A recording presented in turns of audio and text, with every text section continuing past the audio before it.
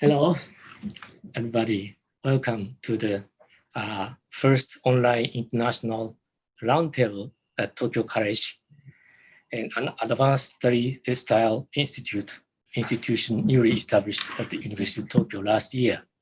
My name is HANEDA Masashi, director of Tokyo College, and I have the honor of moderating today's roundtable. The title of today's roundtable is Living Through a Pandemic, Reassessing the COVID-19 Crisis around the world. We are currently in the middle of a serious crisis.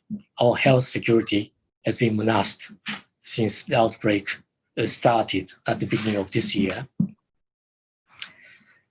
The economy has been suffered considerably.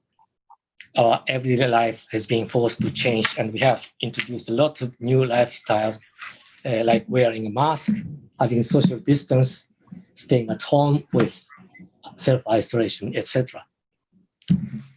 We are certainly living through a pandemic. The crisis must be global. However, we don't know exactly to what extent the crisis is global.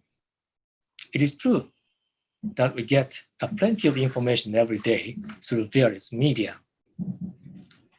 But most of them are domestic, and overseas information is sporadic and not systematic, at least in Japan. What happens in the world? How is connected what we experience now in this country with other people's experience in other countries? How do overseas people view the crisis? We need to know more accurate and reliable information on other countries' situation directly to understand better our circumstances and to find ways to get out of the crisis. At the same time, we want our overseas colleagues to know more about Japanese situation and response to the COVID-19 crisis collectively to overcome the global crisis together. That is why we organized today's roundtable.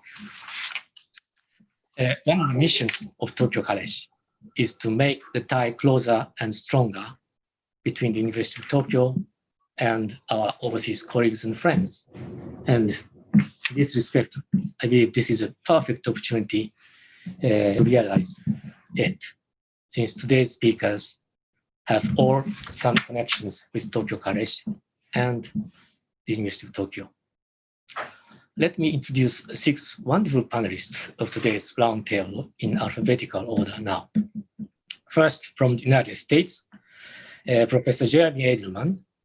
Jeremy is a professor of history at Princeton University. Please raise your hand, Jeremy.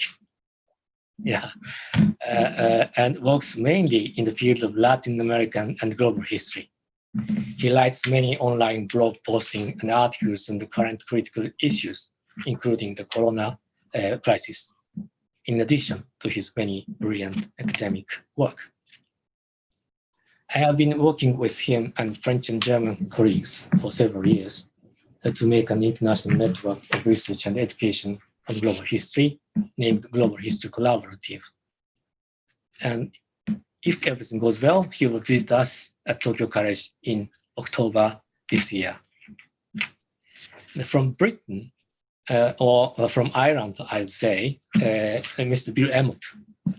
Bill is a Ushioda Fellow at Tokyo College. He kindly gave a talk at the inaugural meeting of Tokyo College a year ago, which was a great success. He was editor of The Economist, famous weekly magazine on current affairs and business from 1993 to 2006. Now he's an independent writer and consultant on the international affairs. Also, he is chairman of the Japan Society of the United Kingdom, a member of the Global Advisory Board of the University of Tokyo, and works for many other important institutions. He's now living in Dublin, so he represents not only UK, but also Ireland. From Germany, we have Professor Viktoria Eschbach-Szabo. Viktoria is an expert in linguistics and a professor of Japanese studies at Tübingen University in Germany. She was the president of European Association for Japanese Studies from 2005 to 8. She has been a Tokyo College professor since October last year. She was in Tokyo till early March, and temporarily went back to Tübingen, where she was trapped by the ban of international trip because of the corona crisis. It's a pity that she is not with us right now, but it enables us to ask her a report from Germany. And from Japan, representing the University of Tokyo, we have Professor Hoshi Takeo. Takeo's research interests economics, finance, and Japanese economy in particular. He taught at the University of California, San Diego for almost 25 years, and then moved to Stanford University. He joined the Graduate School of Economics at the University of Tokyo last year. He kindly accepted the affiliation with Tokyo College and is working hard to animate academic activities in this small institution. From Sweden, we have Professor Svante Lindqvist. He's an historian of technology and taught at the Royal Institute of Technology at Stockholm. He worked as founding director of Nobel Museum more than 10 years till 2009, and then was in the position of Marshal of the Realm, that is Chief of the Royal Court of Sweden, between 2010 and 2018. He is a member of Royal Swedish Academy of Science and, amazingly, Royal Swedish Academy of Letters, Science and Letters both, and was the president of the former organization. He visited the University of Tokyo last year and spent 6 months at Komaba campus. Then he kindly accepted to be a Ushioda Fellow, like Bill of Tokyo College, and gave a wonderful lecture. From South Korea, Professor Park Chul-hee.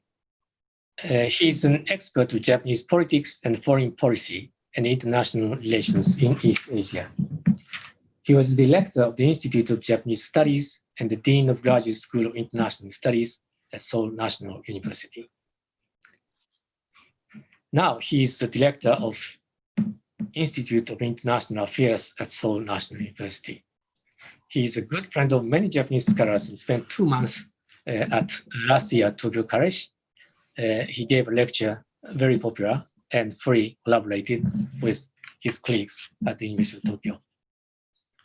I'm really happy and excited to see these very good friends of mine and the University of Tokyo around this virtual round table today. Thank you once again for finding your time to take part in this very interesting virtual meeting today. Now, I want to explain how to proceed today's roundtable. All of us around the table have already shared videos. 6 panelists kindly self-recorded and sent us beforehand. In these videos uploaded on Tokyo College YouTube channel, panelists respond to my questions about the situation of their country and explore their view on the future. All videos contain precious information and inspiring views. If some of the audience have not watched them yet, I strongly recommend having a look at them. Our discussion today will be on the basis of information provided by these videos. Well, I want to divide the whole today's discussion into 3 parts. At the first part, we will exchange our view and opinion on the political aspect of the current crisis. And at the second part, we will do the same thing on the economic and social aspect of the crisis. In the third part, I will ask panelists comment on a couple of issues which are not explored systematically in their video or talks. At the same time, we will discuss important questions raised by Svante in advance. So quickly, let's move on the first part. Political aspect of the current crisis. after watching your videos, I found the issue in polarization, both in a country and the world, is a very good topic for the start of our discussion. In connection with the issue, I hereby raise three questions, two for domestic situations, one on international situation, and ask your opinion about these questions. Question number one, does the pandemic of this time give positive or negative impact on the polarization or nothing to do with it in your country? Watching videos, in the videos, Jeremy and Viktoria point out the negative impact of the crisis, divide of people, and the insufficient care for the minority in their own country. And do riots and the violence in the US in these couple of days have something to do with the pandemic or not? I will ask this question to Jeremy in particular. On the other hand, Bill gives us a lot of positive image of people's response to the health crisis in a cohesive, trusting, and responsible way. How shall we interpret this difference of views between negative and positive? This is the first question to you. The second one, how shall we understand the different rating of public support to the government? This is the point Bill pointed out, which appeared to me very interesting. The government gets a high level of support in South Korea, Germany, Sweden, and even Italy, while it loses the support in US, UK, and Japan. The rating of government's popularity does not correspond well to the level of crisis in each country, apparently. Then, what is important for government to keep a high level of people's support? In particular, I would like to know your opinion on why Japanese Abe administration, relatively popular before the crisis, fails to get public support, although the infection and the mortality rate are not as high as in Sweden and Italy. This third question, how shall we be able to strengthen international collaboration? This is the international aspect of the whole crisis. All of you agree that American leadership is declining in the world, and each should collaborate. We desperately need international collaboration. But on the contrary, we witness a lot of disputes and criticism, especially among major countries.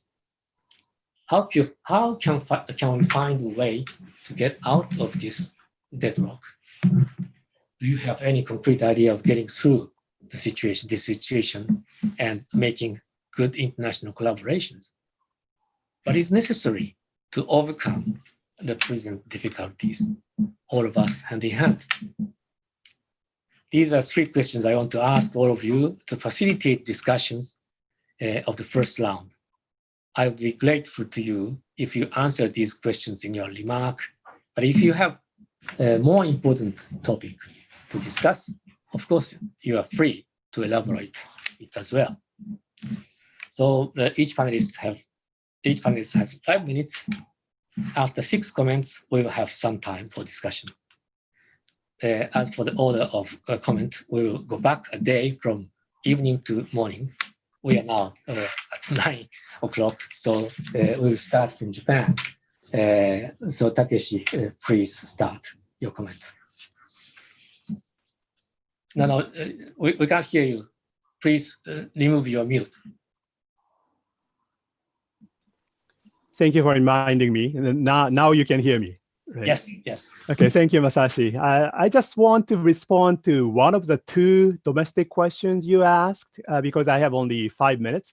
And I thought that one of those is, I think, more relevant to Japan case, which is the question on the decline of Abe's popularity despite the good health outcome for Japan. And this may sound like puzzling. Japan is doing quite well in health term, but popularity of Abe has declined, as you say. And I would argue this may not be that much of a puzzle. the health outcome has been good, but the problem is how much the policy, especially the policy of the central government, as opposed to local governments like Tokyo, has contributed to the success is not clear. At least it's not clear to me, and I assume it's not clear to many Japanese people. And in this sense, it's very different from South Korea, where the health outcome was actually better than Japan. And it's clearly something to do with what the South Korean government did. The government responded decisively and contained the epidemic. And as Cheol mentioned in his video, South Korea was well prepared. They were ready, learning from the past experience with MERS. But the Japanese government wasn't ready. The policy was not decisive nor quick, but the result has been okay. So I guess many people think the government, Japanese government, should not take the credit for the good result. And of course, there are some other reasons why Abe's popularity declined, such as the top prosecutor whom Abe strongly backed resigned after he was found playing mahjong for money at his friend's house in the middle of state of emergency. So there's other reasons why Abe suffered. But I think there's a good reason why Abe couldn't take the good health outcome for Japan for his credit. On the issue of international collaboration or the lack of international collaboration, as you mentioned, the lack of leadership and collaboration is clearly a problem. And I agree with many people on this panel who talked about this on the videos.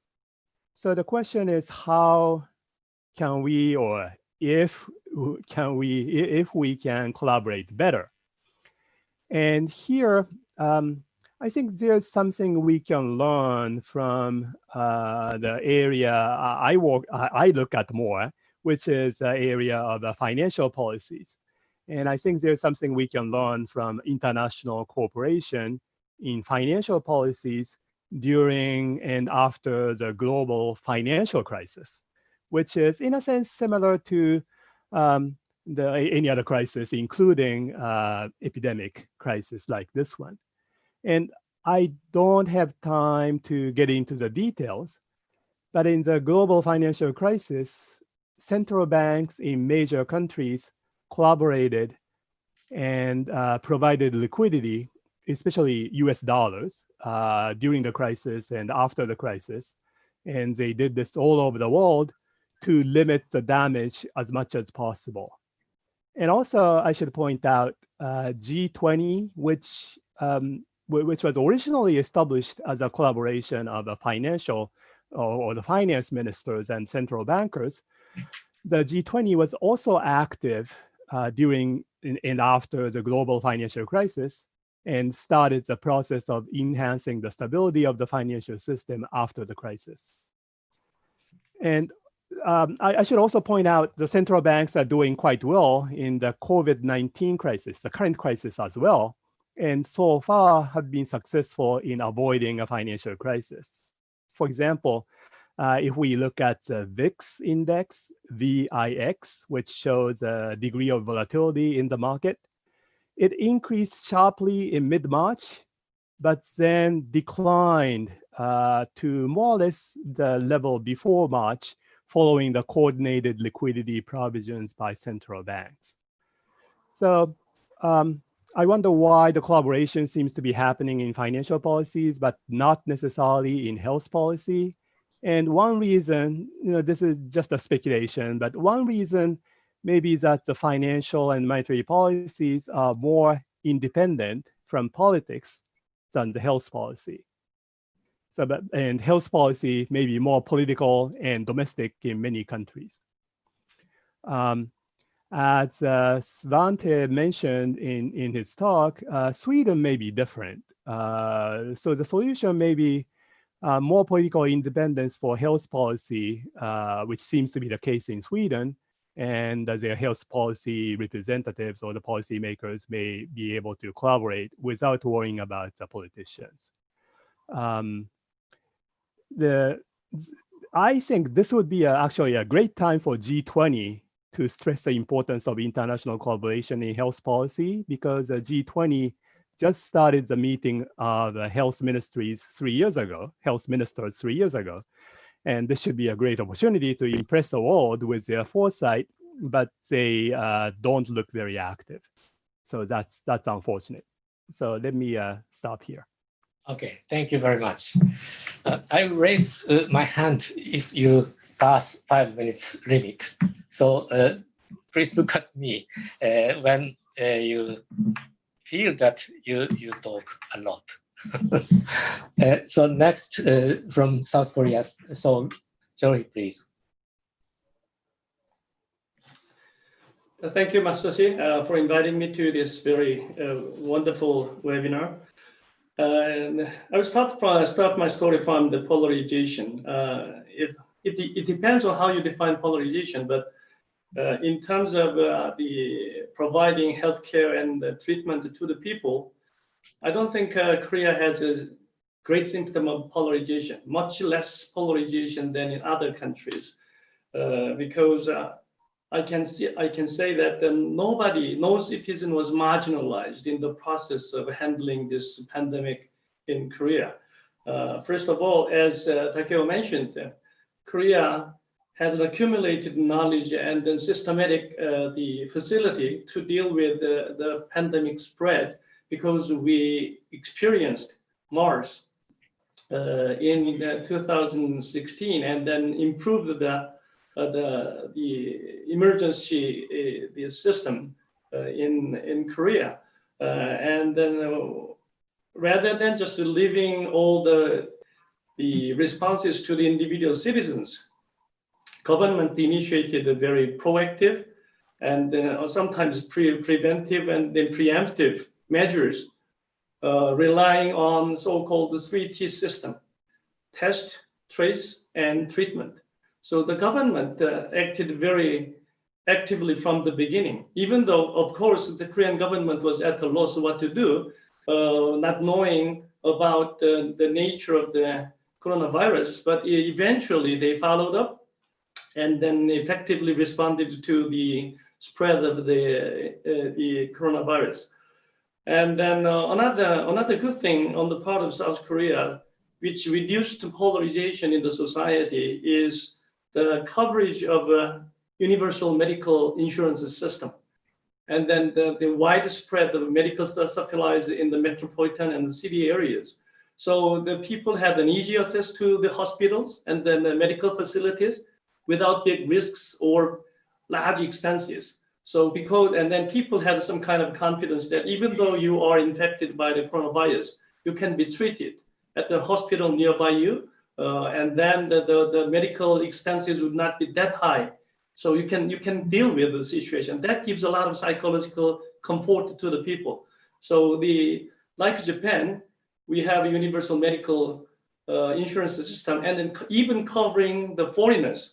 If you stay in Korea for more than 3 months, they are covered by the national insurance system. So even the foreigners were protected by the system. So in that sense, I think we can find less polarization in the Korean society. I think that is linked to the high level of public support to the government. At the initial stage of this pandemic, like other countries, the Moon administration had a harder time. The popularity went down, but eventually it went up by mobilizing big support. And because people in Korea watched the situation comparatively means compared to other nations, Korea was responding to the crisis much better. So relatively well-managed crisis gave a big score to the government. It's not just a kind of a government credit, but what happened is the kind of ordinary citizens collaborated and cooperated to the government guideline very well, but actually gave a high score to the ruling government, in a sense that they took a kind of very active, proactive measures of that 3T system, also provided a transparent and then timely information about the spread of infection and the location of the being infected and how many people were by one method, so people could understand what's going on about this pandemic situation. So also that's the government for the function that provide a kind of transparent information to the people in a correct information, and then they gave government gave a clear guidelines about what to do to deal with this situation. So everybody was asked to wear masks and use the hand disinfectants, and then wash your hands for 30 minutes if you move around, and then keep social distancing 2 meters at least among people. So people followed that government guideline very well. So, but eventually that all the credit went to the ruling government. So it's because it's kind of a very unusual thing that we had a national general election in the middle of the spread of the COVID-19, but successfully managed even the electoral processes without provoking big crisis. So that I think that's a kind of a wonderful achievement. As for the global leadership and global situation, I think no country is providing a global leadership at this moment. Rather, some of the kind of finger pointing and blaming others, defamation and then delegitimation process is going on. I don't think it's a kind of good thing, but like any other country, every country is giving priority to protecting their own citizens at the expense of others.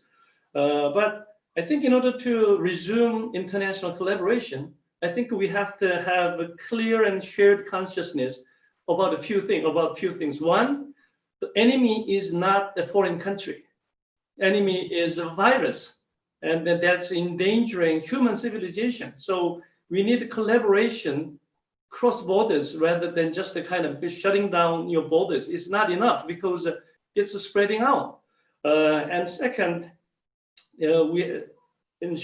accordingly, the spread of pandemic is a global phenomena, not a local or national phenomena.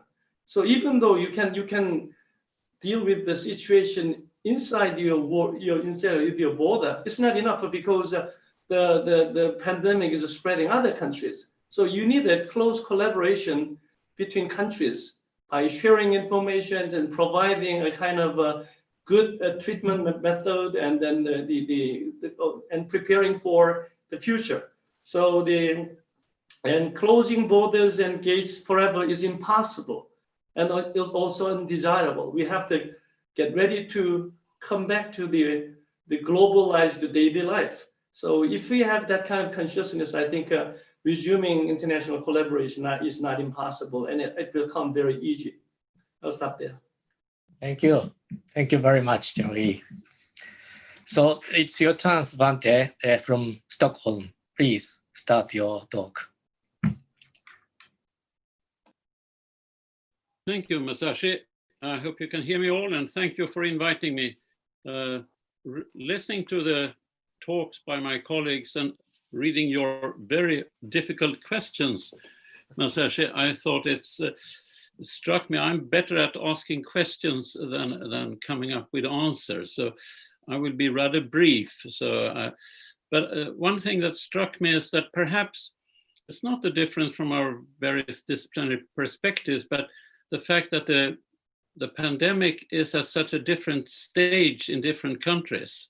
In general, I share Jeremy's more pessimistic views. I'm more worried, and I envy the situation in Japan and Korea. It's far from that here in Sweden. We experience it as we're in the midst of a global and now a national crisis. Only since I gave my talk, we had a large number of deaths. We're now up to 4,400 deaths and 38,000 confirmed cases. And lot of international attention during the last days because the daily death toll in Sweden during the last week exceeded that in any other European country.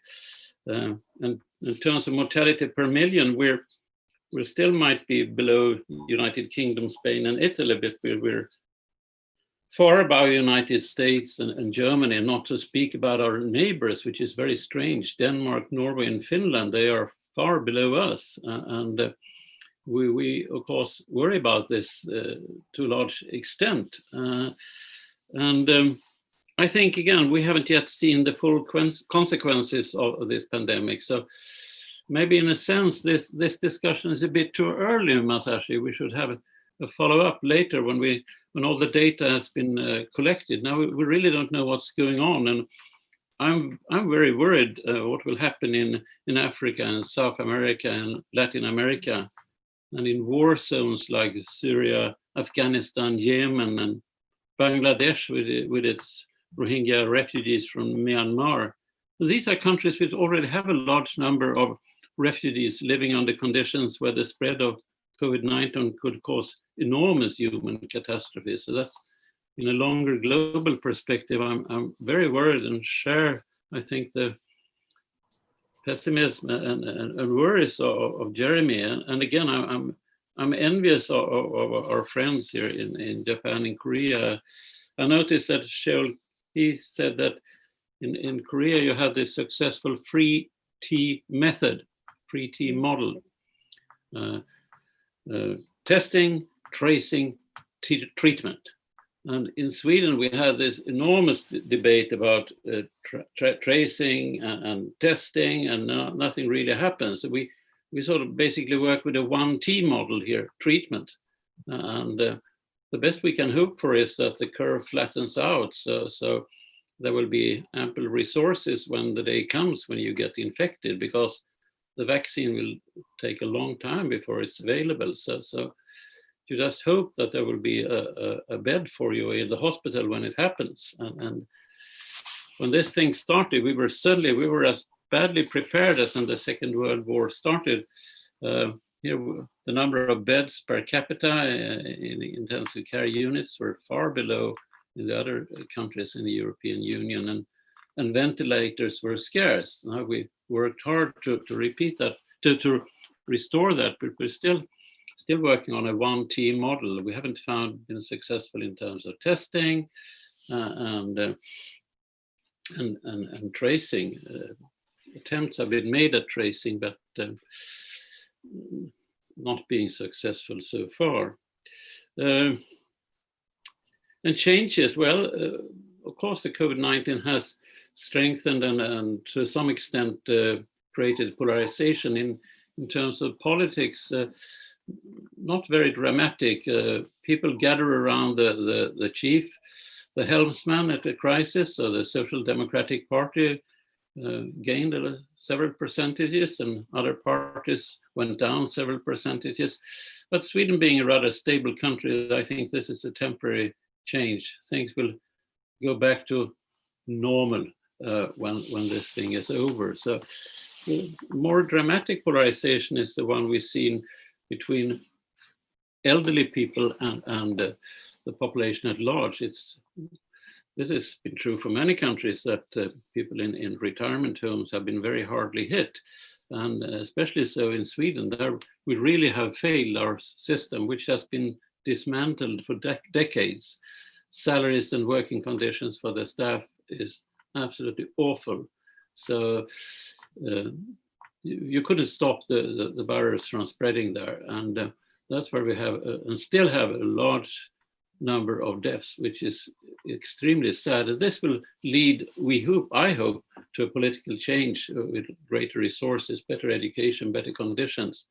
The privatization of nursing home hasn't helped in this respect. So that's for polarization. Yeah, I think I'll stop there. But in general, as I said, the already poor will be poorer, already existing social and economic and educational differences will increase. Thank you, Svante. So we'll move to Germany. Viktoria from Tübingen, please. Thank you very much for introducing me, and also thank you very much for the precious contributions. It was very interesting to listen to your comments, as we have now several aspects in the questions, and also we had two emotional impacts now. One, something like now the crisis is almost over and now we are in the middle of it. And in Germany, if we compare it, we have now the feeling, and I looked it up today at the Robert Koch Institute, which is the German state health body, where the Professor Drosten, the head of this, one expert of this institution, told us that now Germany is almost recovered. So the short risk phase is now almost over, and he does believe that in autumn we wouldn't have a second wave. So the feeling is now, at least at the government, on the government level, that we were somehow successful in the short time of risk exposure. And we had these 3 T's from Korea. That's a very good model for us. We started with treatment, and then we came to testing, and now we have also some ideas how we should make tracing and tracking.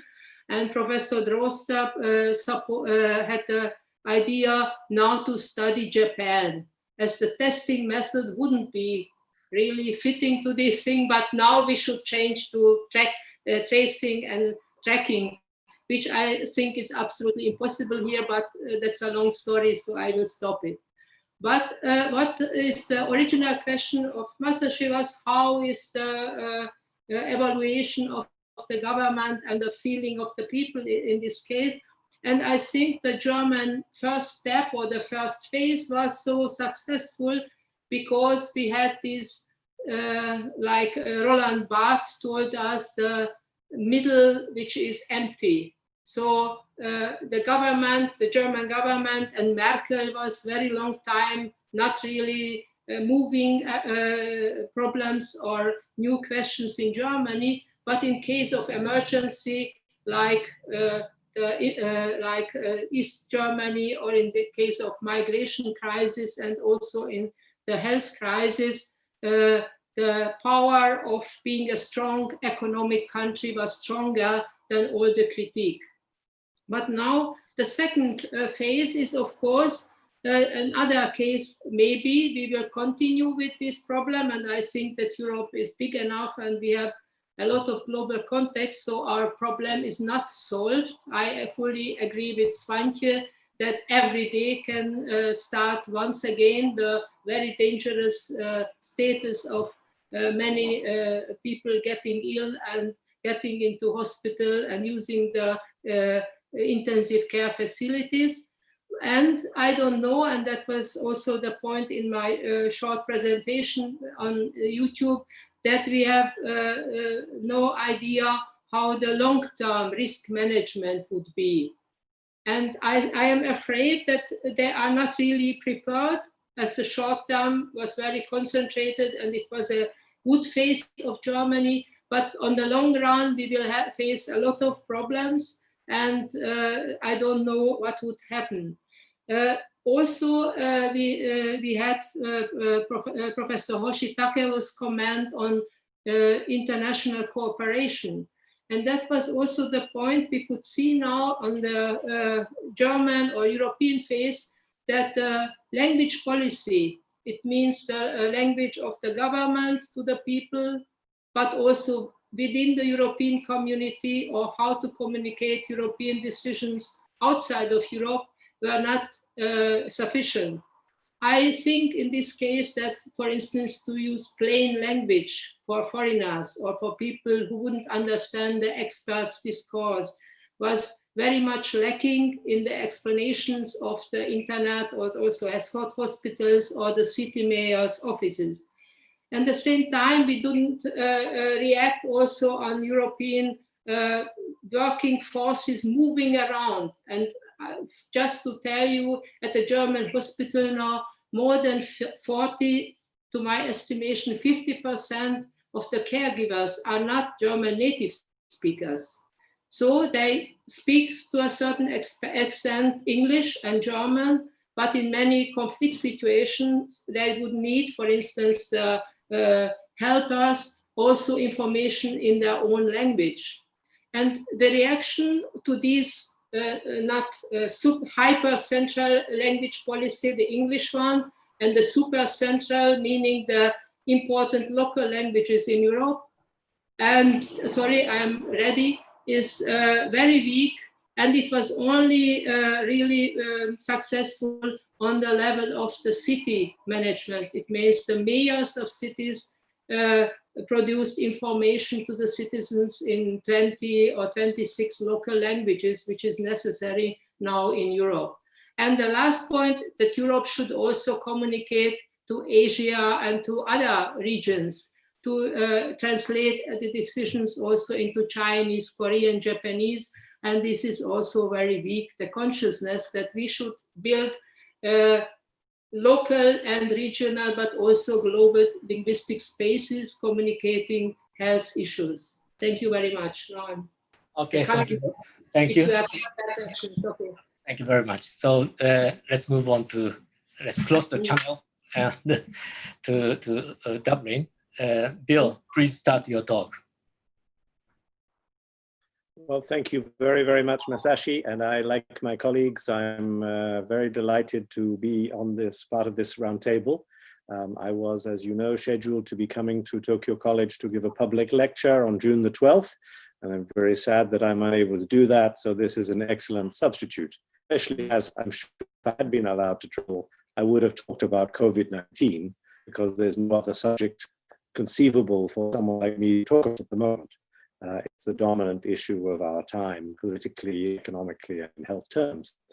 It will be a bit more positive than perhaps the discussion so far by starting with international collaboration, which everyone considers that it's been a disaster since this began.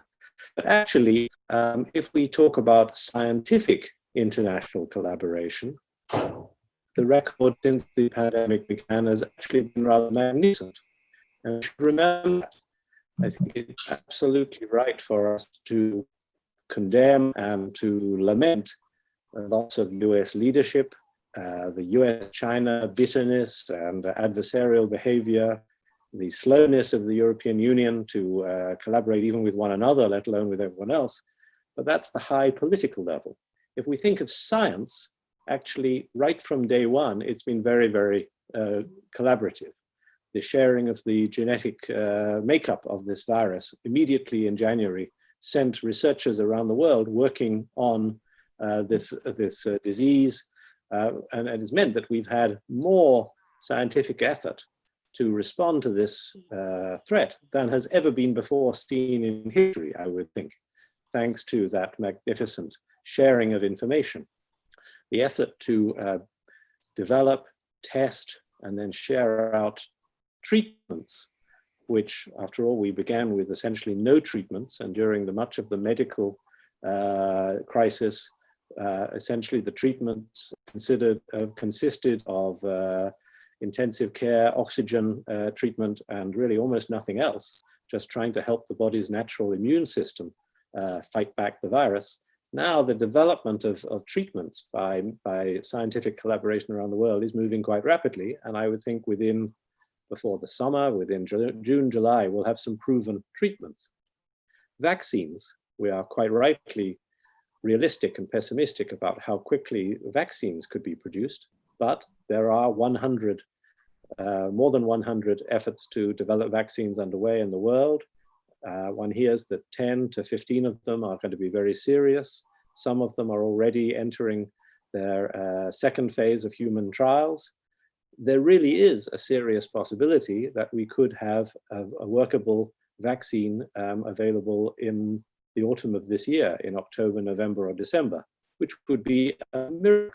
So we just praise scientific collaboration at all levels, particularly among the private sector and universities. But the political collaboration is where we've been lacking. And that brings me into also the polarization question, because political collaboration on health wasn't so important. It was, as our colleagues have said, a more national issue. Often our governments failed to learn from other countries. That was particularly true in the UK, but basically every country in Europe made mistakes in its own way for the same reasons. But now, but actually dealing with the issue was really a national one, and whether or not we polarized or not is based on national mistakes. But in the economic phase of the crisis, we will be both more polarized because the impact of government policy on individuals will be more divisive in those who lose and those who gain, those who have welfare support and those who don't, those who lose their jobs and those who get back quickly to work. But also the question of collaboration on economic recovery will become far more important. So my final point is to say the big challenge and time for economic collaboration is in the future, probably in the autumn of this year. There really is a case for a new G20, almost Bretton Woods post-war type meeting to try to brainstorm our way into a more collaborative economic recovery. Frankly, until the American election on November the 3rd, it's very unlikely that that could succeed, but let's hold out some hope for after the American election in all sorts of ways. I'll stop there. Thank you very much. Thank you. So the last speaker is from Princeton, Jeremy Adelman. Please, Jeremy. Thank you, Masashi. Thank you, everybody, for your contributions. I've been taking notes all morning so far and learning from you. I'll restrict my quick comments to the political domain. As I understand, we're going to turn to the economic and the global cooperative one a little bit later.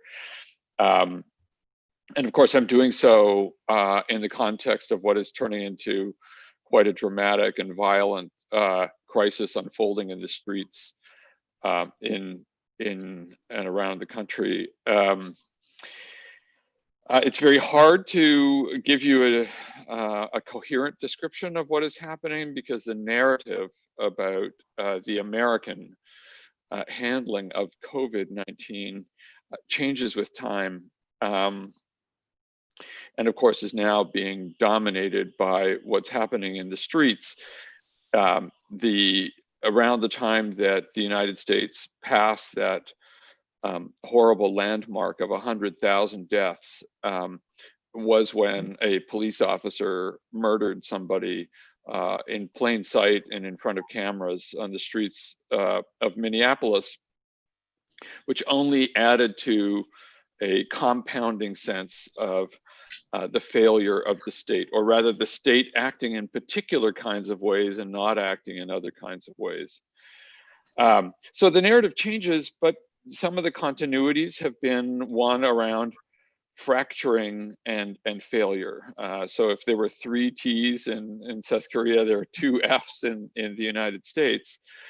And I should say, and I think Bill does have a point that we should perhaps resist the easy temptation to collapse into the story of American collapse and failure. A lot of good things have been happening, especially at the more local levels, and there has been a lot of cooperation.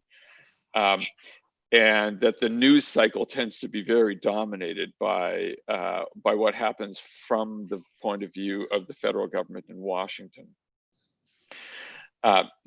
So it's a confusing specter. Some places have done quite well. Some places it's been calamitous. The other thing I would say about the narrative about failure and of state failure is that this dovetails with a discourse that we have been seeing in the United States of both the left and the right about the nature of government, that the United States has been in the midst of a long-standing state failure for quite some time, and that all that COVID-19 did was simply expose the limits of American governance. To this has been added a point that that Cheol had made about the sense of living in a globally interconnected world, that many people had been comparing the United States to other countries, that we were all living on a curve and comparing where we were on our curve compared to other countries' curve. And of course, the news coming in from China first, and then Italy and South Korea, was affecting the way many Americans were thinking about what was happening inside the United States. And that's been an interesting development to follow, that we think of ourselves also in very connected ways. And so as Masashi and I work on global history together, even thinking about our nation or our local experience of something like a pandemic is now being framed in absolutely global ways. Just three very quick points. One is a story that's now emerging about the ways in which the federal government responded to COVID-19. I'm not going to talk about state level ones, or we'd have to go 50 across all 50 states because it was such a differentiated pattern.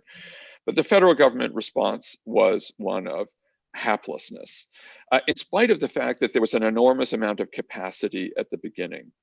But COVID-19 caught the federal government in a very bad point. We can go into detail about what happened, but both the Food and Drug Administration, that does approvals for testing and new drugs and so on, had its leadership change only in December and was beginning to adjust to that.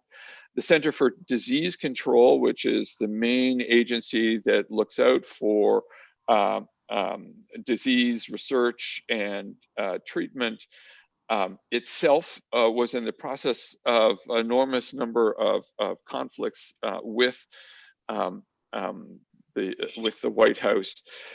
All of the main federal government agencies were caught flat-footed. And that led to an enormous number of delays, and there's now research coming out that shows how costly the delays had been. So that there was a gap that opened up between the information that we had and the ability of the federal government to respond. So that's point number one. Point number two is the ways in which federalism and polarization converged. Not all federal states quote unquote failed. Germany, as we've just heard, was an instance in which a federal state responded quite well. Canada did not respond quite as badly as the United States. These are relatively decentralized, federalized states. So federalism wasn't the only predictor of the difficulty of the state to respond. It's more the combination of the polarized political climate, which we can get into detail if you want, with federalism, that created this sense of paralysis and delay. And the third, of course, and this has been mentioned before, Bill mentioned this coincides with a political cycle in the United States that has been toxic. Faced with a kind of with a leader who does best as an antagonist rather than a rallier. So one of the themes that Masashi posed at the beginning that many of us have been commenting on is why some societies come together to rally and to borrow a term from Albert Hirschman, turn this into an integrative crisis. In the United States, the coincidence of what's happening at the state plus the polarization of federalism with the logic of electoralism has created a disintegrative crisis. And none of this means that states have done nothing. And in fact, we've seen important ways in which states like New York and others have mustered resources and responded to what really turned into an atrocity. There is nonetheless a sense that the United States, faced with a crisis, fell apart rather than came together to address this. We can go into detail about how that's manifesting itself in people's daily lives, but it's clearly having a profound effect on the economy. Big institutions, I work at a large university that's having enormous difficulty trying to figure out whether it can reopen, and there's been a big debate across the country about whether universities can reopen, schools and so forth. institutional life, it lives in a cloud of uncertainty now in the United States as a result of the way, the politics of the pandemic. So anyway, I look forward to continuing the conversation. Thank you very much. Thank you, six of you, for your very precious comments and remarks. And now let's move on to the discussion session. If you have some questions or remarks to one of your colleagues, please raise your hand and start to speak. Ask a question, or yes, Jeremy?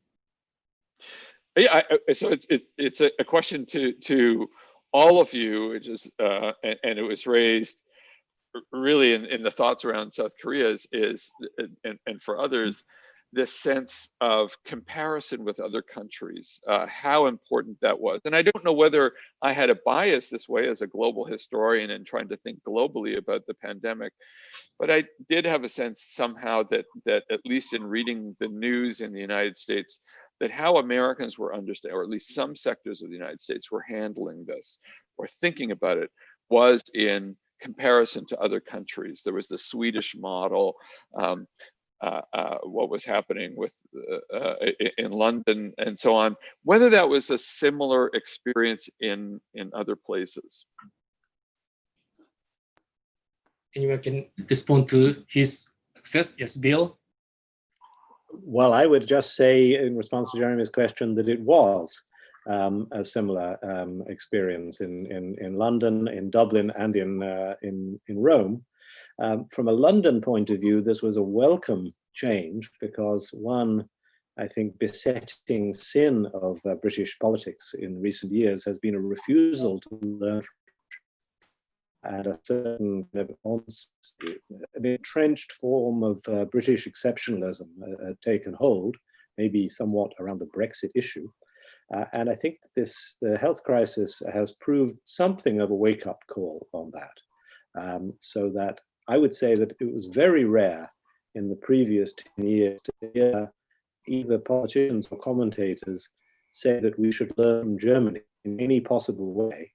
Whereas during the health crisis, we heard all the time that we should learn from Germany.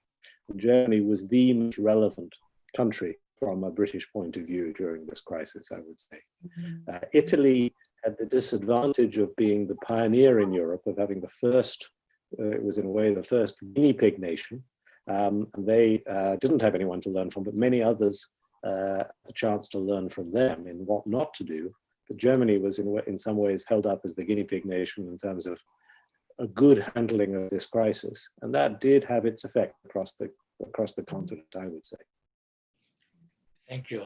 Responding to your question, Jeremy, I have something to say because comparison country by country is easy to say, but listening to your video talk, I realized how difficult we understand the United States situation, because you said that the United States is not is a very huge country and very diverse, and there are many different people living together, and we call the United States as a country, but we can't imagine the United States as a country like Japan or Germany or some other smaller size country. So in terms of the polarization as well, it is quite normal in such a big country like United States to have different people, different various people having different opinions, etc., compared with South Korea or Japan, a very smaller size compared with United States. So in this respect, it is not quite easy to ask your question. I regretted to ask you a question. In your country, what happens? So in your country, what is the current condition of the COVID-19 crisis? That is a good way to ask a question to all of you. That is my feeling. Yeah, Charlie. Thank you, Masashi. In terms of, if you look at the infection curve, Korea is not different from other countries. Rapid increase, and then slow decline, and then still remaining infection.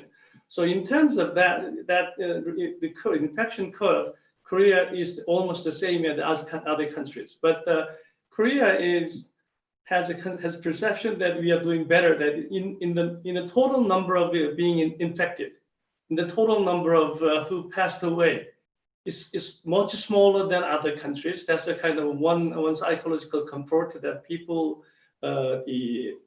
feel. And another thing is that we have a 3T system. So we at least we knew that who and where it started and how it is spreading around the people who are infected. And then people had a confidence about being treated if you are infected. So that gives a kind of the relative trust in the public institution, and especially the Center for Disease Control. And then if you follow their directives and guidelines, you can be safe. So that gives a kind of a good comfort to the people. Any other questions or comments to other speakers, panelists' comments, initial comments? Once again, Jeremy. Yeah, I should say that you know, in thinking about the national, that the United States numbers, even though that many Americans, sort of generalizing here, experience this crisis in such dramatically different ways. You know, it really depends on whether you are in New York and in New Jersey, where the figures are just really, really bad right now, and the curve is coming down very, very stubbornly. There are other parts of the country where the numbers are not so bad, and yet there is a sense of a national failure. And this is in part derived from some narrative about what is happening in other places. And this is where the South Korean miracles, the German miracles really loom large in the American imaginary. And yet, if you look at the numbers on a per capita basis, even though 100,000 is a horrible figure, the United States casualties rates are not such an outlier. So it's a peculiar case in which there is a narrative about the failure of the United States on the one hand, and yet at the same time that the crisis has been very localized and the numbers are not such some great outlier. And this is the point about thinking globally about national understandings about what's going on. And I worry that this is just going to fuel a sense of Washington's incapacity to do anything, even under in the hands of another form of leadership. In terms of global antagonism or dualism between global and local, we have a very interesting phenomena here in Japan, because as Takeo has already mentioned, the popularity of Abe government is not very good. On the contrary, we have very popular local governors, including Osaka, Tokyo, or some other prefectures. What is the reason of this popularity? My opinion is that they show up in front of media regularly and speak very clearly, persuasive, and sometimes in a very friendly manner. That is the case of maybe scientists in Sweden. So people can trust all these governors. And it's quite easy, it's quite exceptional, because you know that Japan is always Japan. And it's quite difficult to break down the nation into prefectures or some under unit. But now, just like in the United States, we have very autonomous prefecture existing in Japan. That is a very interesting phenomenon for me.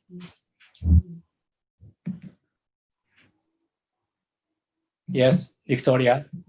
Yes, thank you very much for the comment. And that was, of course, one of the reasons of the German miracle or exception with Angela Merkel, like a holy figure of natural science, at the same time politician. But I wanted to come back to Jeremy's comment. If you add the data from Europe, all people around, and I didn't do it, but I think this is very similar to the US. So we have also very high rate of infections and deaths, but we make some division, and we look only at the best examples where we have the feeling that it could be now perfect and be overcome, and the poorer countries like Eastern Europe and now Spain or Southern Italy got, unfortunately, a lot of help from the Central European government, where we have now in Germany, as you may know, at the Federal Constitutional Court, a great scandal because they skipped the European decisions of the European Central Bank. So the conflicts will come also, and maybe the symbolic figures are working better. But coming back also to Bill's comment, and I was happy to hear that Great Britain is coming nearer to the Germans, because my dream of Europe would be to have a French, German, English and Slavic, government together, but it's only a dream, and I'm waiting for it for the next 100 years. But I don't think that Europe is better than the US. And we have local hotspots like Northern Italy, and it is very similar to New York, you know. But the data, we should make a perfect evaluation in 10 months, I would say. Okay, so we have already passed 1 hour, and so we need to move on to the next round. That is economic and social aspect of the crisis. And all of you agree with the negative impact of the COVID-19 crisis on the national and global economy. There seems no significant difference in this respect of economic situation from one country to another, at least in developed countries. Then, do you have any effective and concrete measures in your mind of balancing between protection of people's health and lively economy, both in your country and in the world? As Bill discusses, the consequences may be different, whether the crisis is soon over or not. So please tell us your idea of short-term solution and that of long-term. This is the first question, economic one. And the second one is on the social aspect of the crisis, which is closely related with the political aspect of the crisis. Svante told like this: the already poor will be poorer, already existing social, economic, and educational differences will increase. This is the situation of Sweden, but clearly it is also true with all other countries. So if this tendency toward further disparity is accelerated by the pandemic, how can we stop it? Just overcoming the pandemic would not be enough. Do you have any concrete idea on this question? So these are 2 questions from me, and let's start from Jeremy this time, and then go to Takeo later. Thank you, Masashi.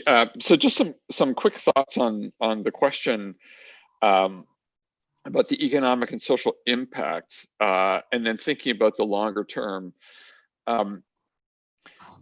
First, of course, has been the obvious, and I think a lot of us will probably say versions of the same thing, which is the ways in which the pandemic has paralyzed, particularly at certain nodal sectors of the economy, and that's where a lot of policymakers are really trying to address the unblocking of those choke points. But what we've learned is, of course, that the economies are highly complex, interdependent, and that's a word I'm going to use a lot in the next few minutes. Complex, interdependent system that, in a way, because of the restructurings that have been taking place over the last 2 generations, have built for themselves very little buffering capacity when hit with exogenous shocks like the one that we're going through. And so the choke points really start to manifest themselves in cities, in sectors where the labor processes involve large numbers of contiguous workers. So meatpacking plants, for instance, in the United States have been one place that have been particularly savagely struck. Svante already mentioned the nursing home situation. I mean, that I think has been a global story. And of course, in different ways, schools and the ways in which the closure of schools, and I realize this has not been the case for some of the some countries elsewhere, but in the United States, it's been very dramatic. The closure of schools has had an impact in paralyzing large sectors of the labor force, particularly women. And the result has been to produce, in a sense, multiplier effects on the rest of the economy. So that's number one, the ways in which an economy can be paralyzed by striking at particular nodal points and institutions. The second is the ways in which the very high rates of unemployment in the United States, in just a matter of 2 months, approaching staggering numbers, has compounded the public health crisis. Because and this has been referred to in the first round, the ways in which health insurance practices and policies work in the United States attach coverage to your employer. And so if you lose your job, you are pushed into a very particular category to do with and a sense of precarity in terms of your health coverage, and a lot of alarm around whether, if and when this country ever gets to testing and tracing capacities, whether people who are uncovered or have inferior forms of coverage will have the same access to the testing and tracing capabilities that we've all been signaling is important for any pathway to recover. So this is the ways in which the economic crisis then compounds and becomes endogenous to the public health crisis, and the multiplier effects that then produces. Two final points. One is on policy, and it goes back to Takeo's point about where cooperation works best, particularly around financial and banking policy. I think one of the challenges has been for policymakers that the Federal Reserve of the United States, which is essentially functions as the lender of last resort and the central bank in the United States, has been acting as a primary vehicle for buoying American growth for the last decade, since the crisis of 2008. And it's running out of its capacity to act as an agent in priming that growth. This coinciding with the fact that state governments in the United States, which have been hit by the fiscal effects of this crisis, that is, that their revenues go down, but their expenditures go up, are not being bailed out by Washington. And there are limits to the ability of American states, that is, at the state level, to continue functioning if they don't get bailed out from Washington, because they are not allowed to incur large deficits and have limits on their borrowing capacity. And the result is that public sectors at the state level are beginning to have to dismiss enormous numbers of public employees, at the very same time that these states are being called upon to be the main instruments for addressing the public health crisis. So again, it's another story in which the crisis gets compounded by the ways in which other institutions function. And then there's a longer term effect, which I won't go into too much detail, maybe we could talk about it, which is how the economy is restructuring around this. And there's an awful lot of discussion about what's called the nearshoring of the economy, the shrinkage of extended supply chains that have grown out since the 1970s. And we are seeing, in a sense, the renationalization of the economic space as factories, particularly in critical supply chains, begin to retreat and come back to nearshoring locations. All of which raises questions about the long-term legitimacy and sustainability of the interdependent economic order that has been built up since the 1940s and 1950s. And I think this is just something that we as kind of global economic historians are going to have to keep our eyes on. Thank you very much. Thank you. Next, Bill, please. Thank you very much, Masashi. So following on from Jeremy's comments, I'll go back actually in my mind to a talk I gave. I found myself giving to a high school in the English countryside right at the beginning of the pandemic, really before the full severity of it was clear, at least in the UK and most of Europe. And in this talk, a teenager in the talk, during the Q&A part, asked me the following question. He said, do you think that the economic crisis that we're going to have with this pandemic will be worse than the 2008 crisis, or will it be better? And I think that this is a useful way to look at this economic crisis, partly because it provides us with some senses of comparisons about what are the main ingredients of it. Clearly, in the short term, in statistical terms, it's far worse than 2008 in terms of the drops in GDP that countries are going to be reporting in this, particularly this second quarter of 2020. The levels of unemployment, as Jeremy said, that have swept across the United States. The suppressed unemployment that's there in many European countries because we're basically using government spending to pay people to stay and work, but that isn't sustainable in the long term. So in some ways it works. And it's also because, unlike 2008, this is genuinely a global economic crisis. 2008, the transatlantic European economic crisis, which had knock-on effects for the rest of the world, this crisis affects global trade especially. And it's worse in the sense that human beings involved in this crisis are naturally going to emerge from it with greater fear, greater sense of health fear, but also financial fear about insecurity. They may increase their savings as a result of the crisis. So that's to be a pessimist. Where is it better than still like the short-term statistics? One is, again,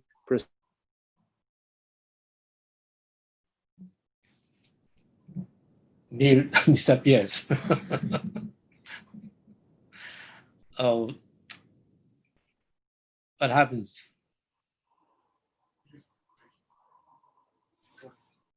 The network with Bill doesn't work very well.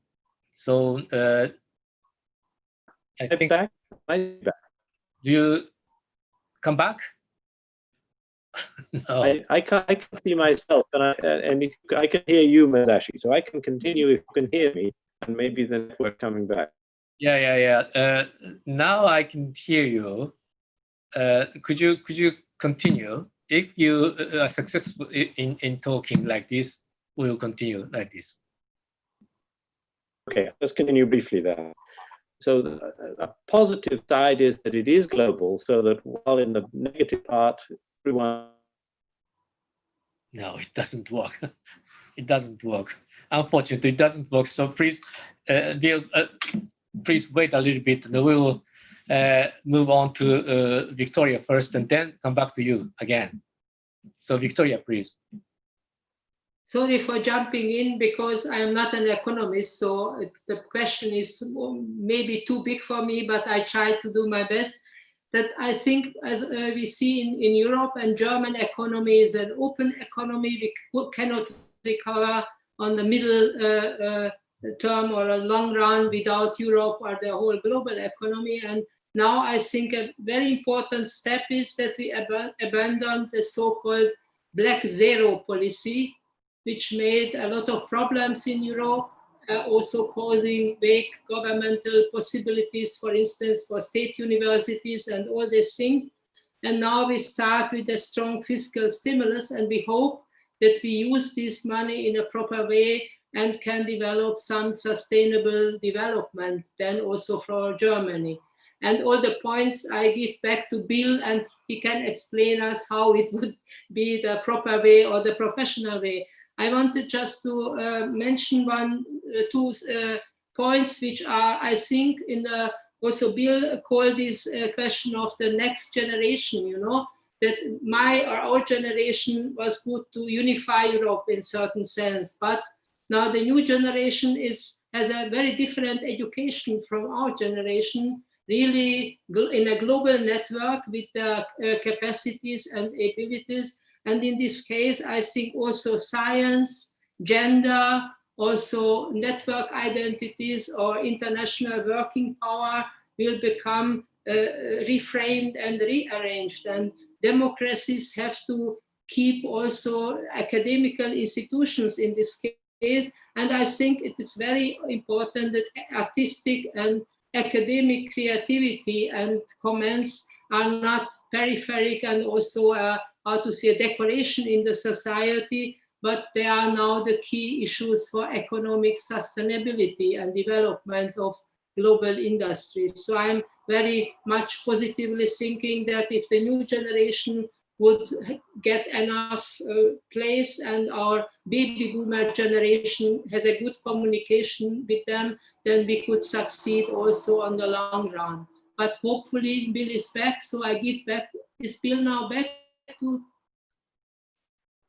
Okay, so then please continue. I give you back to the economic matter. I wanted just to take the communicational one, that artist enterprise is now the key issue for economic sustainability in artificial intelligence and digitalization. Okay, Bill, okay. You come back. Bill, I will speak quickly in case I go away again. Yeah. It's a hazard of the technology. You must be very busy. I'm sorry to have missed what Viktoria said while I was away, but I would say that we could be slightly optimistic because it can be global, because in the upswing, everyone's demand will help each other. Second reason for optimism is that if we can get effective treatments, and if a vaccine can come perhaps faster than ever before, then actually the fear factor that could harm recovery may be less than we expect. And third reason for optimism is that I think that unlike after 2008, there will be a desire and a willingness of governments to continue fiscal spending to support the economy, including in that sustainable way that Viktoria is mentioning, for longer than happened after 2008. I think we may have learned, governments may have learned that they can sustain high public debt for longer than they feared. And secondly, that in dealing with public debt, this time they're likely to emphasize capital investment, public investment, whereas before they cut capital investment and emphasized current spending.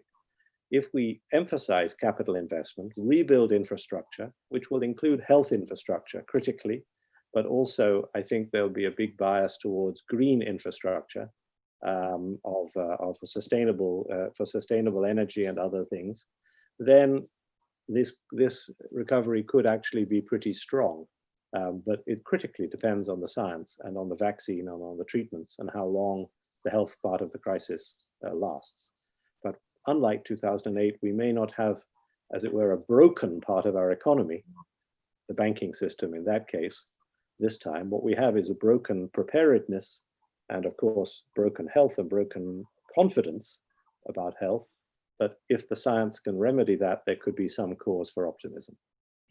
So I'll stop there while my technology retains causes for optimism. Thank you very much. So next is Svante, please, from Stockholm.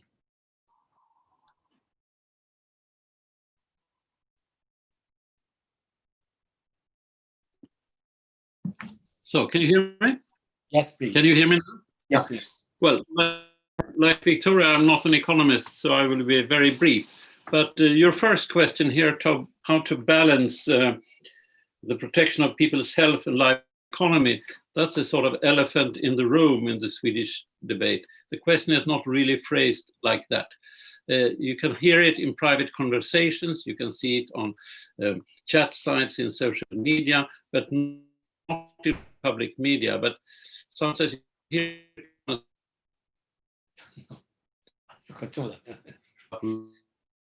why is that? And the question I'm sorry, I can't hear you. Lively. And that's, you can't hear me? No. Can you hear me? Yeah, now it's okay. No. Okay. So how many deaths are you prepared to accept to keep the economy alive? And that's to some extent a left, right-wing question, but it's not that easy. It's not divided that well. And we all know in Sweden, we know the answer, how your second question, how to overcome this disparity.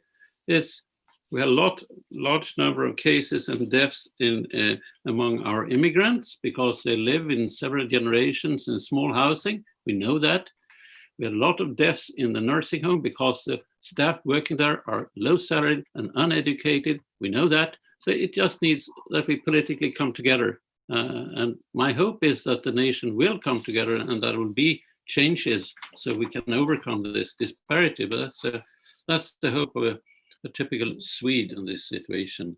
The closing of schools, we will perhaps talk about that when we come to universities if we have time. But I have a worry that we'll have a lost generation here of teenagers and young students. I'll stop there.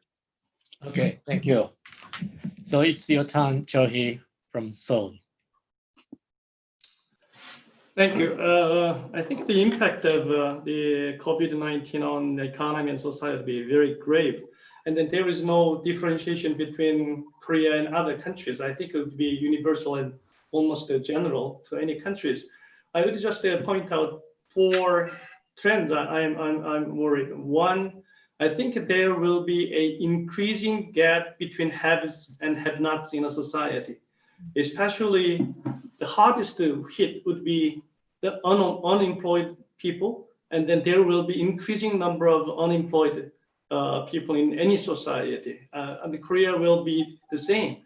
The Korean economy was performing badly even before the COVID-19, but the speeded up the process of economic decline.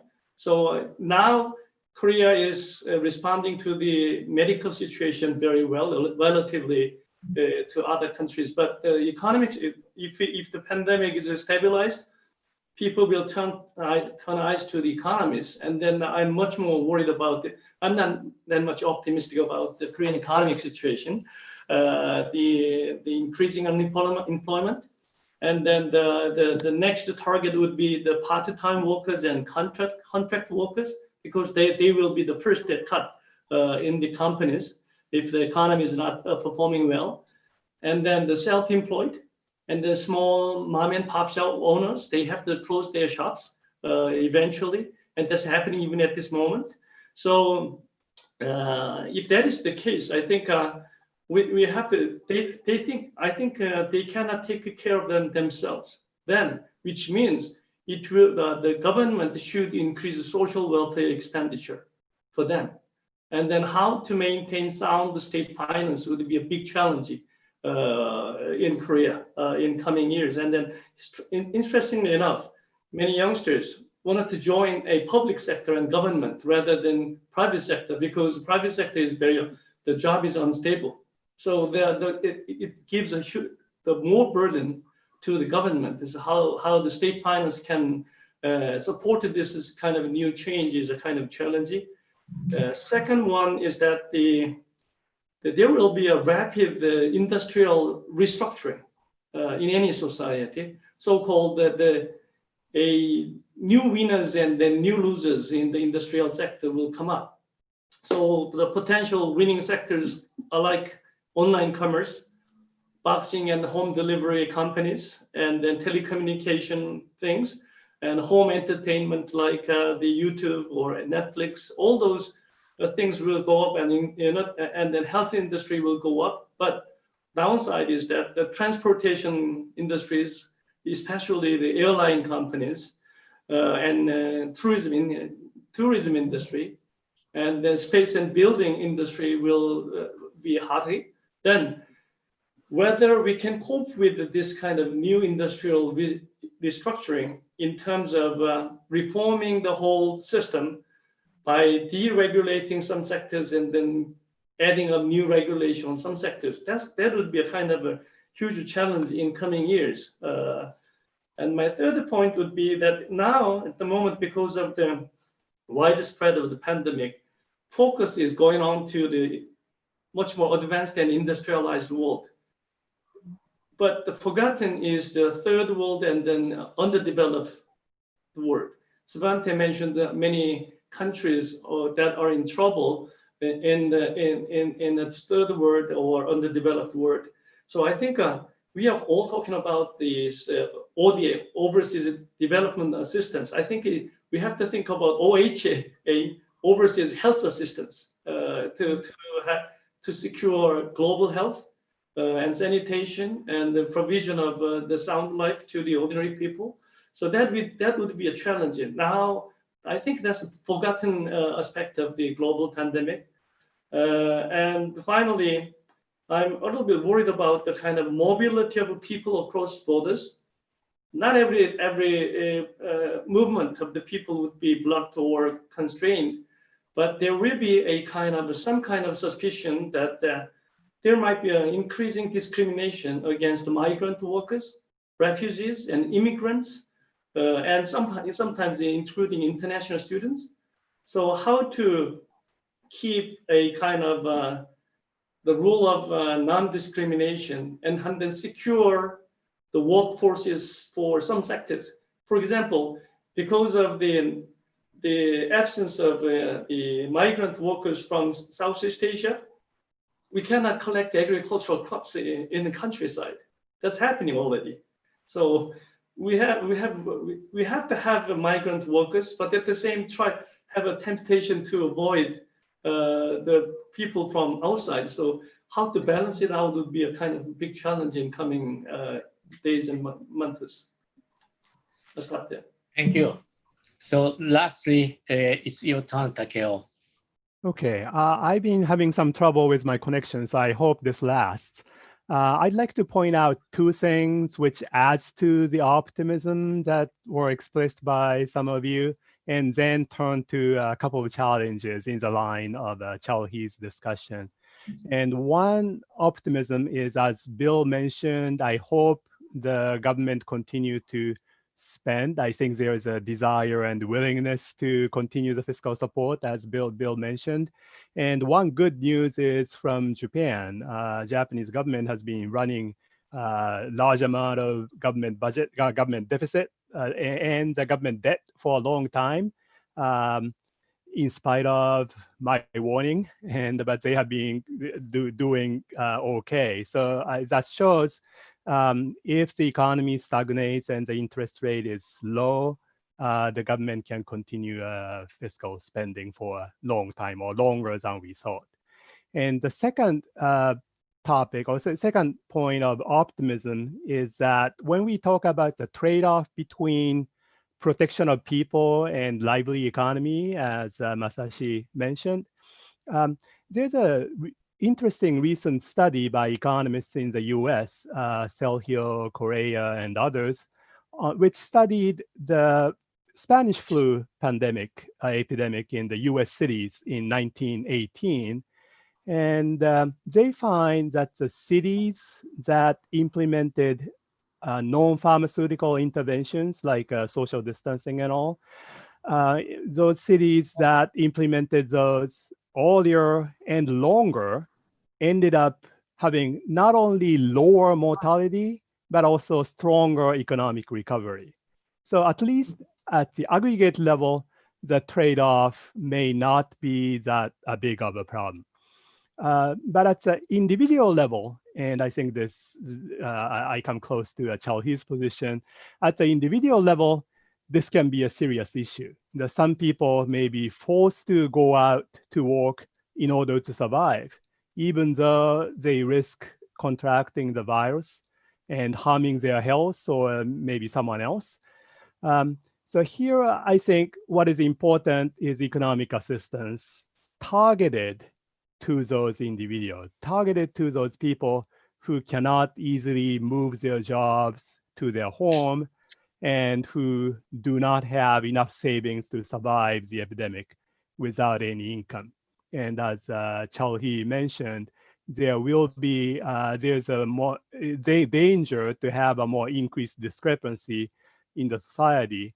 So we need a target. We would ideally need the targeted policies to help those people. And lastly, as Chalhi mentioned, there will be industrial restructuring. And I think that will happen even if the crisis turns out to be short-lived. So I think it's important for the policy to not to really resist those changes, but to encourage those adjustments with caution that those changes will not be too disruptive for those who are really disadvantaged. Okay. Right. So the time is now running out. So just 10 minutes for discussion. If you have some questions or remarks to other panelists, please raise your hand and start. Can I? Yes, of course. Yeah. Okay. So going back to what Jeremy mentioned, you talked about economy with a little buffering, or in a sense, the economy was too efficient in that sense. And I think there's a similarity to what happened in the global financial crisis. The global financial crisis, the banking was, in a sense, too efficient, or did not have enough buffer of a capital and others. So now we are finding the similar problem for the economy itself. So it's probably, as we did after the global financial crisis, to force the government to have more buffers, we may need something similar for the economy to have some redundancy. That's just a thought. Yeah, I think that's an interesting one. It even affects the public health capacity. So this trade-off between slack or unused capacity or buffering in very tightly versus efficiency in very tightly coupled systems requires that we think systemically about what's going on, and we realize how far down one road, as Takeo said, we had gone, and the financial crisis was the metaphors, the canary in the mine that tells us that we have a wider economic system that hasn't built itself capacities to be resilient in the face of a crisis. After all, we've been very, very good at avoiding major crises. I mean, we are the victims of our own success in that sense. So this is a helpful wake-up call. I mean, hopefully we will wake up, and I think this is the spirit of Bill's comment, which is that there's a lot of cooperation, exchange going on behind the scenes. We can get very caught up in the headlines of a dramatic crisis without diminishing the human impact of it. But that's a lesson we can surely learn, that we need to think systemically about these things. It is interesting that and this is I've been trying to avoid talking about him, but he's in the room. He's the other elephant, and sometimes he actually looks like one. It's President Trump. As a businessman with particular attitudes to how business should be functioning, takes one look at sectors of public policy that don't yield immediate value, like units of a public health infrastructure that are designed to prepare for the possibility of a crisis, which means by definition it is designed not to yield value today, but in the event that there's a possibility of a crisis. And that global pandemic unit in the Center for Disease Control was dismantled. So even within the government, this idea of efficiency, tautness, tight coupling of a particular approach to business had entered into the public policy mindset, if you can even imagine Donald Trump as a public policy maker. And I think this is our thinking about slackness and building buffers is even going to affect not just the financial structure or the so-called real economy, which is maybe something we should talk about, because what's happening in stock markets on the one side and what's happening in the real economy on the other is a storyline that I think people are still trying to figure out. But also in our governance, that we have to valorize resiliency and longue durée perspectives much more than we have in the past several generations. Last remark from Bill. Yes. Only just to say that I think one way to think about this crisis may be that it's a sort of from an academic point of view, a sort of a worked example in answering the question, how long does a crisis need to last for it to become transformational? By which I mean, for example, tourism collapsed in Japan after the Fukushima Daiichi crisis, but then revived and got to enormously high levels, much higher levels within a very short amount of time. This crisis has the potential to be transformational in some ways. It could lead companies to accelerate their investment in artificial intelligence and robotics because robots don't get sick. It could lead consumers to change their behavior in all sorts of ways, not traveling, saving more, using e-commerce. It could lead to, as Svante rightly warned, a lost generation for certain school and university people. But how long does it need to be some of those things? I think at least in the kind of public intellectual commentary, there's sort of two competing narratives that I see. One is the transformational narrative. This could change everything and in some senses needs to change all sorts of things, rather as Jeremy was suggesting, we need to think in a new way. Second competing narrative, actually, this will simply accelerate trends that were already there, that have been going on for 10, 15 years, to do with international relations, US-China, US leadership, to do with technology, to do with globalization, and so forth. And the fact is, it's too soon for us to know which of these narratives is really going to be the dominant one, but trying to think through as scholars, what would it take to shift from one type of narrative to the other might be a useful way to think about it. Johnny, very briefly, please. I wanted to learn a wisdom from economist Takeo. I totally agree with you that the industrial restructuring will be there regardless of or despite this pandemic. But we are not well prepared to adapt to the new situation. So there's several ways in coping with the new industrial structure. That one is a kind of rescuing troubled industries, or there will be a kind of much more reform measures facilitating the process of industrial restructuring and then adapted to the new situation much earlier. What is your advice, general advice? So this relates to what I talked about in my video. And at least we can say, well, Japan's approach was to resist the change and try to spend as long time as possible to adjust the change if they have to.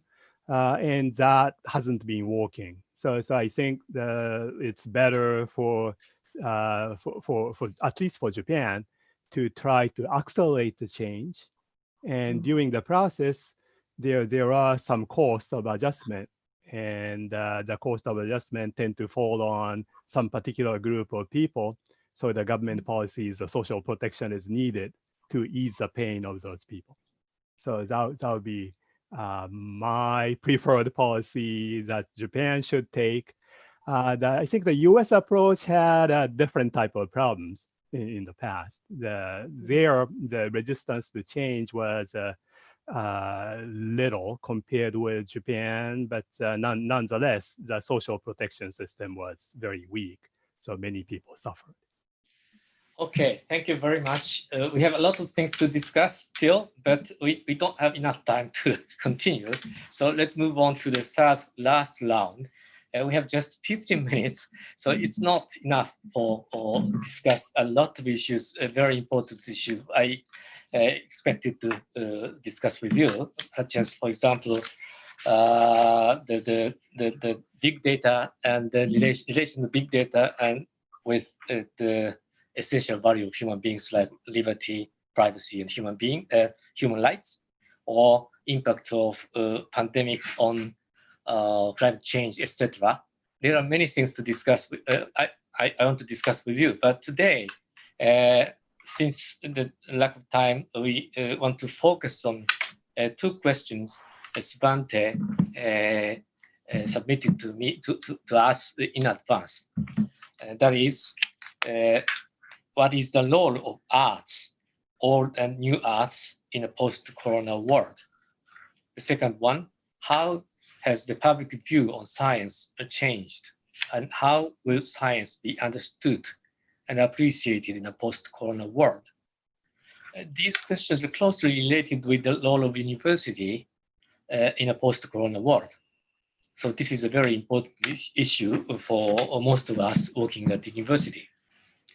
So I want to listen to your comments on these questions. But before that, could you elaborate a little bit more your question, Svante, especially the first one on arts?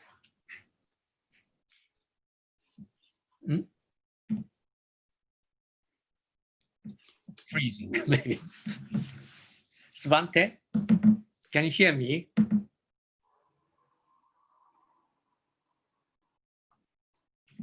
Oh, something happened. So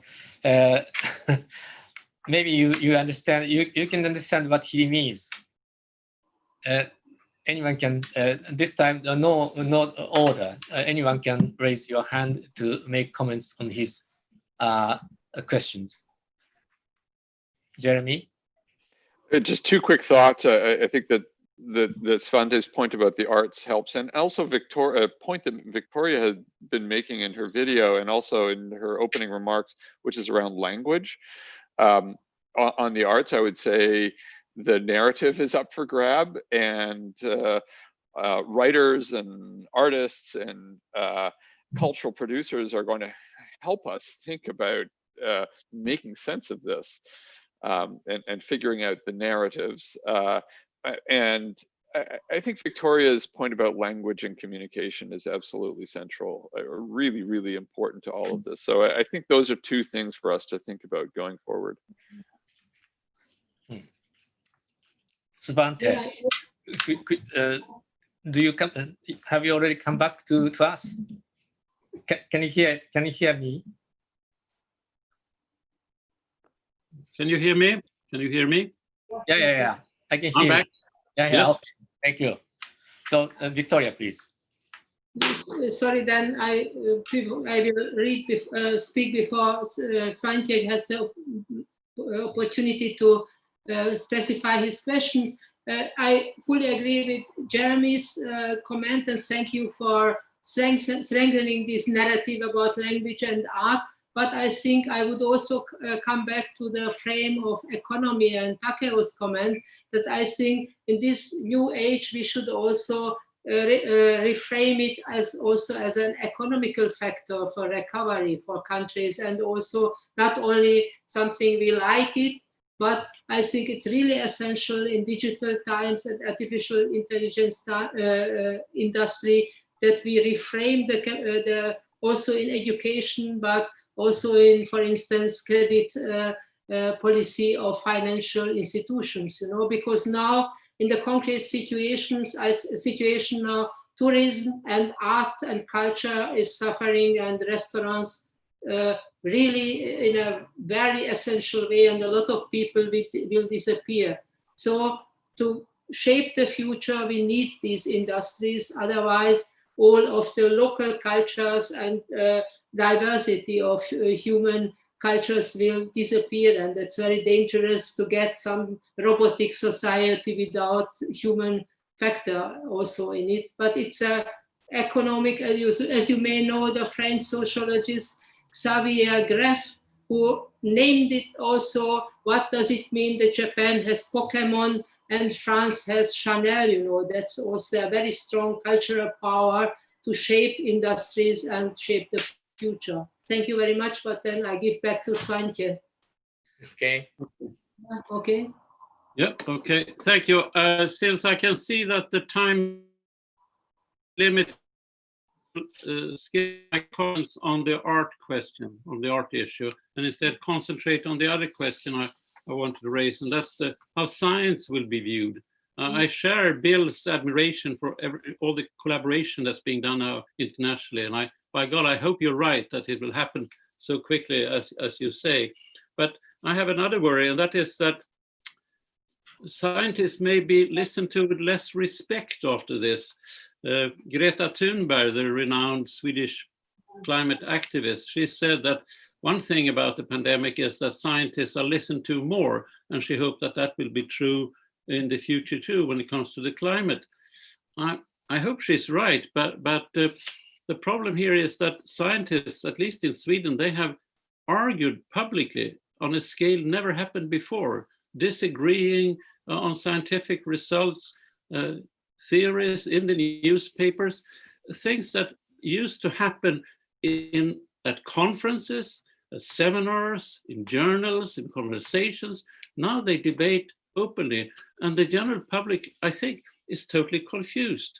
And my fear is, being a great believer in science, my fear is that scientists will be listened to lesser. It's like the old story about President Truman, who said, "Give me a one-armed economist," because he was tired of getting advice saying on the one hand, but on the other. And the same thing happened now with Trump and Fauci a couple of weeks ago. Fauci was laying out the problem on the one hand, on the other hand, and Trump just said, to me, that's not an acceptable answer. And not an acceptable answer. That's an awful thing, because science works that way, with disagreeing, sharing views and opinions. And I fear that scientists have made themselves a disfavor by arguing in public. This could be a lasting problem for the belief, and that opens the door for simple solutions and conspiracy theories. Like, Bill, you could tell us more about this awful, strange thing that is happening in Great Britain, that 5G masts are being vandalized because there's this theory spreading that the 5G network will cause COVID-19. That's a sort of crazy thing that might happen. So I'm worried, and I wanted to share my worry with you. Thank you. Bill?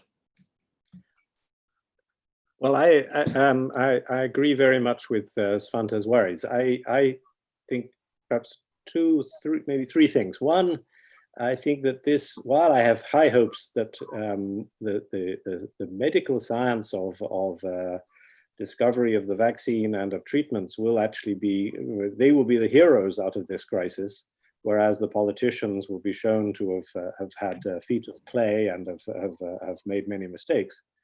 But secondly, I think, as Svante has indicated, what we've seen through this crisis is how much of the science that we've been thinking about is a social. Biology is about human behavior, about how viruses migrate through populations.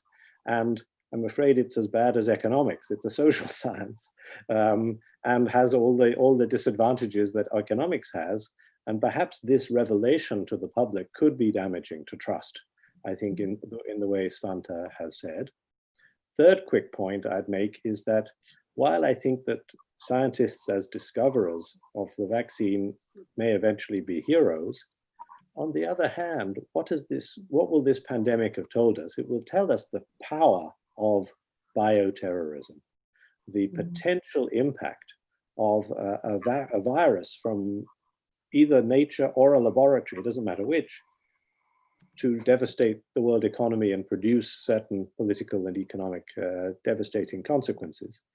This could lead to temptations for terrorists, because actually it maybe seem easier than it previously was believed to use biological or bioweapons. But secondly, it increases fears about biosecurity, and maybe some suspicion of scientists as being like merchants of death, in the way that the inventors of the atom bomb were both saviors and killers. And so I do worry a bit about that. Takeo. So I'd like to welcome all the scientists to our world of economics. And I think that this is, in a sense, the challenges we face when our science is relevant to the society. And there are lots of things we need to do to communicate better with society, communicate better with politicians, which is not very easy. But that's the challenges which has been facing economics for a long time, and also now facing more relevant sciences as well. Jerry. So I completely agree with Takeo that the science and technology should be relevant to the society. It is needless to say that the science and technology should serve humanity and society at the same time. Especially at this stage, I think science and technology should improve the quality of life, but at the same time should contribute to protecting individual rights. How to balance it out is a very important issue at this moment, because under this kind of the unusual circumstances like the spread of pandemic, sometimes we have no choice but to transfer our personal information to the public sector. So how to make it kind of issue specific, location specific, and time specific to protect the personal information is quite important. So, for example, in Korea, we begin using the quick response code just for one-time use, not to make it transferable to others. So it's a kind of, I think we have to continue to develop this kind of science and technology while improving the public quality of life, but at the same time protecting privacy and the individual rights. My final comment about this arts, study of arts. I think it's the right time for us to rediscover and re-engineer the study of arts because we have more time to think. We are not mobile anymore at this moment. So I think we began thinking more about what the life is like and human civilization. So putting human civilization in the global historical context, as Jeremy and then Masashi promotes, and then rather than thinking about in a kind of a national border kind of things, putting human civilization in a global historical context, and then promote the study of history, philosophy, and literature more. You know, why the context is getting more and more important as time goes by. Yes. Yeah, Jeremy? Masashi, can I say something about, or sort of raise the question of the university, which is something you had asked us to address? No. Please. Because it kind of helps perhaps converge some of these themes where arts and science and, you know, I think as Svante had said, we're still very much in the middle of this. So, you know, we have a long way to go to figure out what really happens. But the university is caught at the crossroads of a lot of the both the social needs as well as social tensions over how to live through a crisis of this sort. I mean, one of the specters that we've been talking about here is the skepticism. I think Svante and Bill and others had raised the skepticism about expertise in science on the one hand, and at the same time, how university scholars and scientists and others have really rallied around collaborations and the need to tackle these things. I mean, I, for one, have been working with people at the Open Society Foundation to create a consortium of universities to teach global history together across borders, particularly for institutions that are having difficulty sustaining themselves in emergency zones and in fractured societies and with refugees. So universities are both under enormous amount of suspicion because of their costs, suspicion around expertise, while at the same time they're seen as important parts of a wider complex puzzle about how knowledge can be put to social use for solving problems, including health crises. and it's my own prediction is that we're going to be forced to muddle through this while being torn in these very conflicting directions at a time when the costs of higher education are also mounting. And I think this is where it comes back to the economic question that Takeo and others have mentioned, the ability to sustain what are seen to be by some sectors of the population as high cost, uncertain rewards, is going to be a question that university leaders are going to be having to face in not just in the immediate months, but I think in the next few years.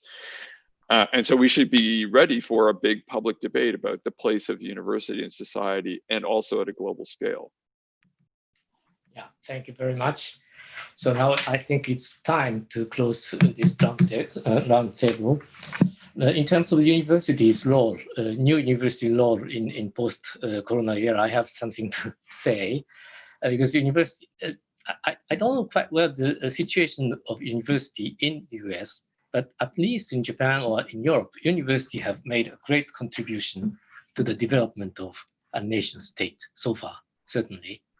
We especially in the field of humanities and social science, as Jory mentions, we get used to think everything in the framework of nation, national literature, national history, or national politics, or national economy, etc. But I think from now on, we need to make a great contribution to the whole world, not only not only make a contribution to the nation state, but also the whole world. That is very important, and in this respect, we need to collaborate more, certainly internationally. And as Bill has already mentioned, academically speaking, collaboration is not very difficult, certainly. And in this respect as well, we will make the university as a symbol of international collaboration in the near future over the corona crisis. I hope today's roundtable is a modest but a very consistent step towards that direction. Thank you very much for your participation.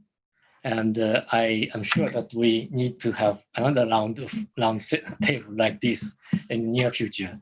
And I look forward to welcoming all of you once again in Tokyo in the very near future. Have a very good day in US, in Europe, and very good night in Seoul and Tokyo. Thank you. Thank you.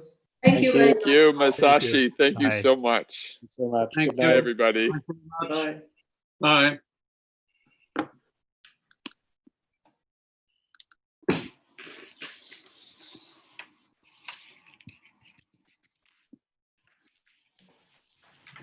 お疲れ様でした。もうなんとか一応11時で終わった。